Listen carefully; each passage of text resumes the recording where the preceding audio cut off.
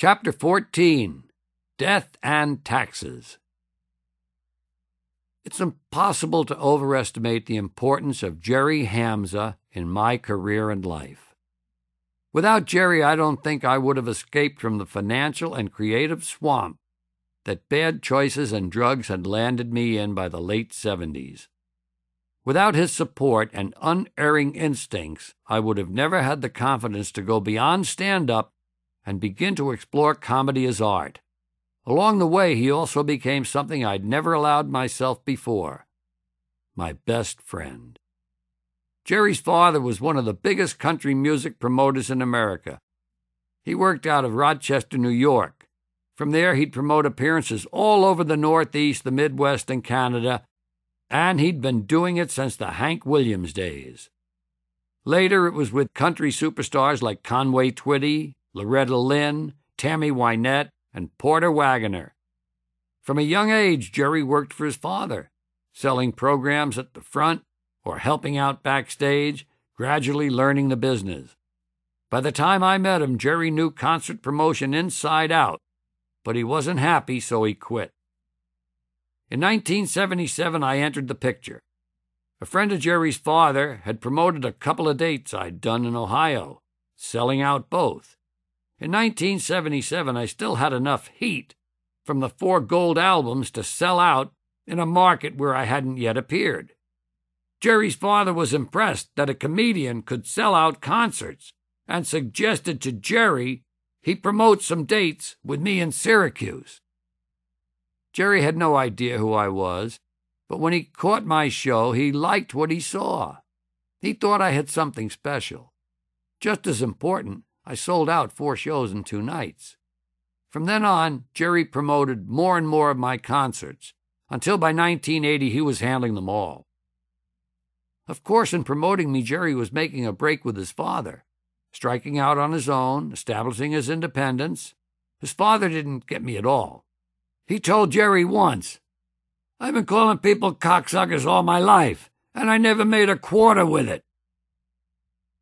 But by 1980, I was not only creatively at sea, I was no longer selling out 2,000-seat houses.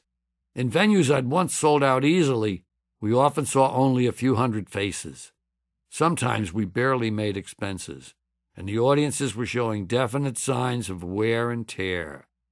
Aging hippie about covers it. To stop the rot, I needed new management, so I started looking around. I mentioned my search to Jerry because the first thing a new manager would have to do would be to get people back into the concert seats. And he said, "What about me?" I'd never thought about that. I had no thought he'd be interested.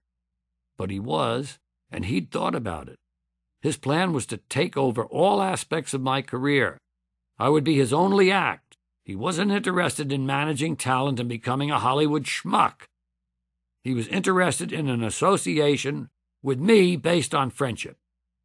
He would move out to California, bringing his second family with him from Rochester. A major, life-changing move for him, and as things turned out, for me too.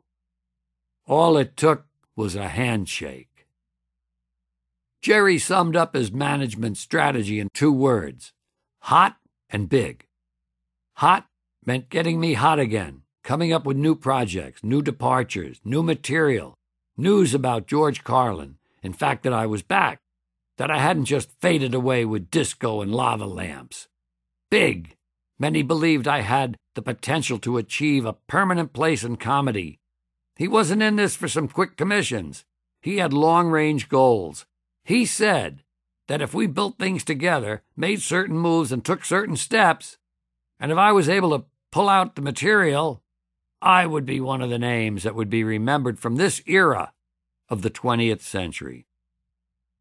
That resonated. I knew deep down I had unfinished business. Things to be said, territories to be explored.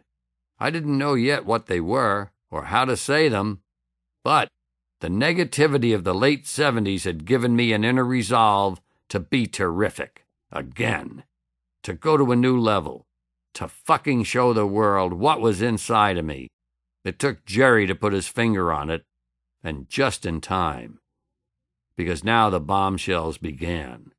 Major ones. I had not only run out of money trying to fund the illustrated George Carlin, Brown and Kraft had run out of money when the time came to pay my taxes, so they'd rolled over the taxes to the next year, gambling, I guess, that my earnings would increase enough that I'd be able to pay that year's taxes, plus the previous year's taxes, plus the penalties that had accrued for non-payment. If I'd bothered to open my monthly statements, I might have had some inkling of what they were up to. They'd rolled over taxes for at least 2 years. The delinquent back taxes plus accumulated penalties were now an astronomical amount and escalating every month. All this is in L.A., where the IRS has a definite let's go get the stars approach. Jerry decided to drop Brown and Kraft and go with his accountants in Rochester.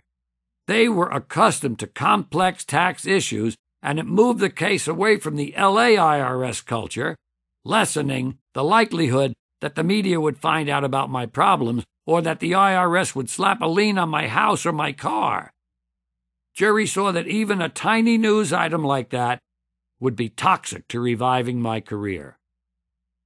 To start fulfilling the hot goal, Jerry decided I needed a new album.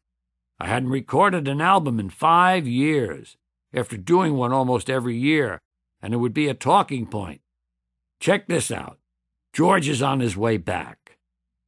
To do something different and attention-getting, I needed to get back to a concept album. I made it half live, half in studio.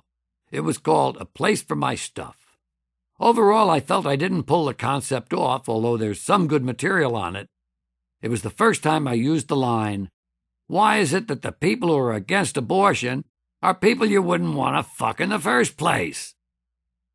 The stand-up stuff was passable.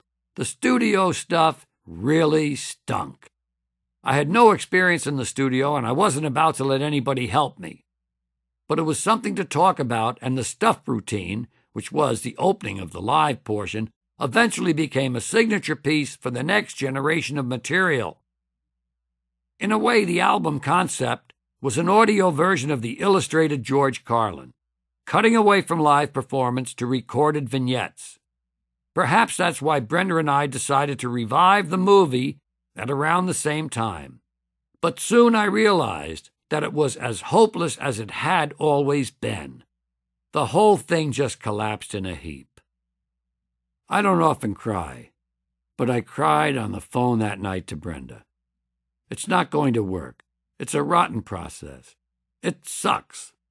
I went to a club called Yuck Yucks, watched other guys being comedians, and smoked a lot of pot in the stairwell. I called Brenda back. She was with her folks in Dayton, and said, "I'm driving down to Dayton." I rented a car and drank a lot of beer on the way. A real lot. It's 360 miles. I was stopped twice, but got out of it because I was a celebrity. Finally, I reached Dayton at the dead of night, got lost, and crashed my car in the middle of nowhere into a huge fucking hole, completely demolishing my nose, which seemed to end any chance I might have had of ever being in the movies. No nose, no movies. But God jumped in again. It's 2 a.m. when I crash. I'm bleeding profusely and I'm unconscious. The police who arrived, I found this out later from a good cop who saved my ass, were going to plant cocaine on me. I'd crashed in the black section and they were going to set up a comedian in the black section scoring drugs thing. In fact, for once, I didn't have any drugs, just a lot of empty beer bottles. The good cop told them they couldn't set me up, stopped them cold. Not only that, he wrote the crash up as strictly an accident. No DWI. Finally, I get to the hospital. It's 3 a.m, and on duty in the emergency room is a plastic surgeon. He was able to do initial things that saved my nose. St. Elizabeth's Hospital, where Brenda was born. Catholic hospitals have always been good luck for me. Slowly but surely, Jerry was building things back up. He dealt with the taxman on a weekly basis, keeping that off my back. He was making more money from appearances than before. He did all the booking and promoting of the shows himself, so there was no one to split with, no agency to pay, no promoter's fee, and no promoter ripping us off on 50 or 60 seats. That automatically made things more profitable. He began to find little markets in between big markets. He began just loading me up and getting me out there. Playboy came back in my life. They wanted to interview me. Playboy still had a huge circulation in the early 80s, and their monthly interview was a big deal, a major indicator of media status. Jerry thought it was important, another talking point, something else to send people. See, George is on his way back. Both of us knew what Playboy was really interested in, my drug problems. Still, Jerry figured it was worth the risk.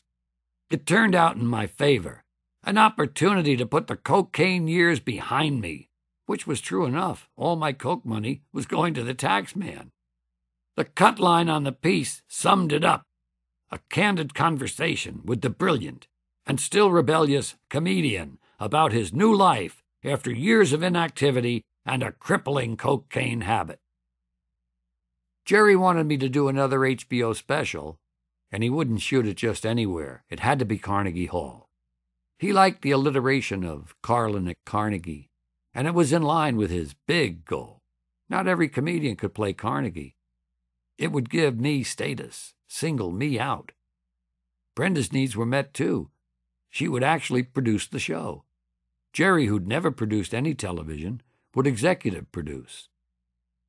Then the third and biggest bombshell went off. I happened to have a hatred for the Dodgers. This is abated now because I've realized where my real values lie. I've retreated from emotional sports involvement. But at the time, I was still rooted in the old patterns. I hated any Los Angeles team. I wished them ill. I still wish them ill from an intellectual standpoint. I especially hate the Dodgers because they deserted me when I was a boy. I was a Brooklyn Dodgers fan, and when they left New York, they left a hole in my heart. Then the Mets came along. I liked the Mets because they represented what the Dodgers used to be, inept, National League, working-class stiffs. At least they were in the beginning. Back in '82, I was still totally in the Mets camp. The Mets come to L.A., and Jerry and I get invited out to Dodger Stadium to watch the game from those moronic field-level boxes where you really can't see the game. You only see the outfielders from the chest up because of the crown of the field. But these fucking ignorant, cocksucking Dodger fans in the boxes think it's the hottest thing ever. Dodger fucks who know nothing about baseball, who arrive in the third inning and leave in the seventh. They're famous for that. And in between, listen to the game on the radio so they can understand what the fuck's happening. So there I am in the belly of the beast, sitting in a field box with these privileged cocksuckers drinking beers at a fierce clip and eating very fatty hot dogs, arguing with the Dodger fans and cursing at the Dodger players on the field. I would have made a great soccer hooligan. We're on the 6th or 7th inning. The Mets are winning, but Valenzuela is pitching. Fernando is at his peak and very popular out there. He's pitching a close game, and the Dodgers look like they might pull it out. For once, the Dodger fucks are watching every pitch, every swing. Suddenly, I get this bad tightness in my chest. It's not a pain. I don't collapse. The feeling is more like, if I only just stretch enough, this will go away. But it wouldn't. I said to Jerry, I'm not having a heart attack, but let's get to a hospital and check.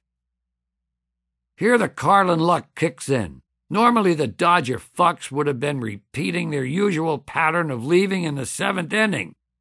The aisles would have been clogged with thousands of fat cocksuckers on the hoof, slowing up egress. But for this game, everyone was staying. So I guess while the Dodgers might have helped give me the heart attack, they also helped me beat it.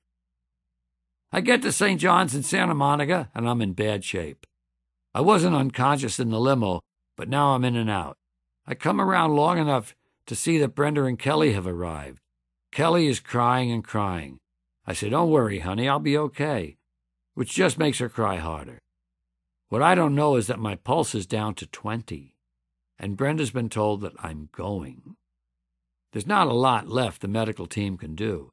The women in my life have been brought in to say goodbye. I pass out again. Suddenly, at the last moment, someone came up with the idea to use streptokinase. Streptokinase, a highly effective clot buster, is now standard cardiac therapy in emergency rooms, but at the time it had only just been developed and very few hospitals had it. It happened that St. John's had been experimenting with it. They asked Brenda if they could use it. She said, yes, absolutely, and it turned me around. Afterwards, I realized I'd almost died. I didn't go. Nothing happened here, give me a beer. But I didn't dwell on it. I never had a big philosophical moment, although I will say this.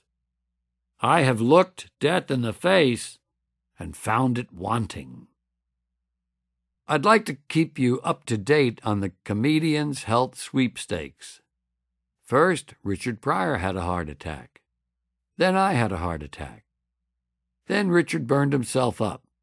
Fuck that shit. I'm going to have another heart attack. Current standings are heart attacks, Carlin 2, Pryor 1. Burning yourself up, Richie 1, Carlin 0.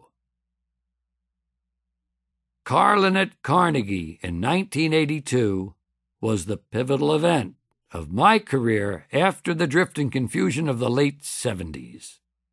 The material wasn't stellar, with the exception of the heart attack sweepstakes and 7 dirty words. It was mostly a place for my stuff. As usual, I was unhappy with my performance. So was Brenda. She'd been saying all along that Jerry was crazy to insist on Carnegie, where we could only do one show and no safety. She actually reduced me to tears, but I thought she was right. I'd missed a giant opportunity. Jerry wasn't so sure.